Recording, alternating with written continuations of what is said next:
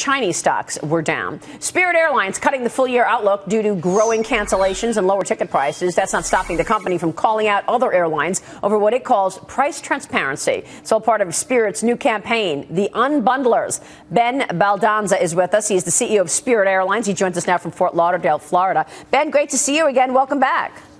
Great to be with you, Maria. Thank you. Good morning. Well, you seem to have the transparency and lowering prices. How come your colleagues in the business aren't following your lead? Well, what we're saying is that we want everyone to be as transparent in their pricing as possible. For example, you should know exactly what you're paying for when you buy anything, right? Yeah, you really should. I want to open it up to my colleagues here on the desk, but let me ask you to characterize the business climate out there right now. What are you seeing, putting pricing aside, what are you seeing in terms of airline traffic? What do bookings look like? Well, demand is very strong, at least for our product with the low fares. We're seeing a very strong demand. A lot of people want to travel. The overall pricing environment is a little weaker than the last couple of years, but our cost structure is really geared to make hay in that kind of structure. So we feel pretty good about the summer. Ben, it's Dagan McDowell. Ben, you have the most complaints of any airline per enplanements. What are you doing to fix that? Because your transparency doesn't translate into necessarily a better customer experience. Well, there's actually two kinds of complaints. There's complaints when we fail on service, like a flight is delayed or something. And in that level, our complaints look like every other airline's pretty much. Then we have some complaints about our business model because people don't necessarily understand the unbundled nature of our product. That's exactly what this campaign that we're launching, The Unbundlers, is all about, is to help people understand how the unbundled pricing structure allows customers to save a lot of money when they travel.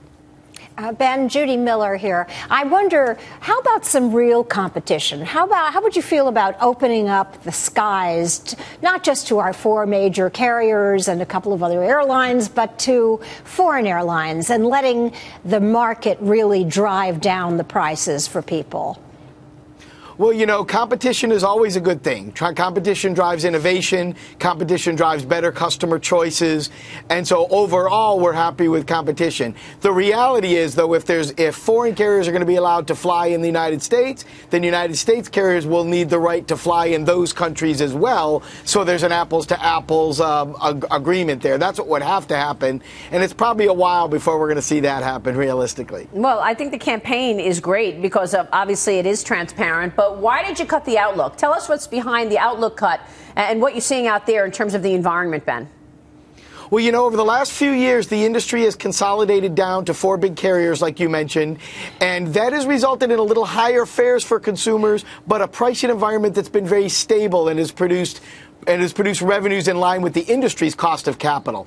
This year in 2015, we're really seeing kind of a return to pre-consolidation kind of pricing, where there's a couple of carriers out there who are pricing at much lower levels than their ability to attract business would seem to suggest. Now, we don't carry business travelers at Spirit Airlines, so we wouldn't have visibility as to whether there's a weakness in the business travel sector, and that might be explaining some of that. But overall, since our cost structure is so low and we can make good money in this kind of environment, we're excited about where things are going.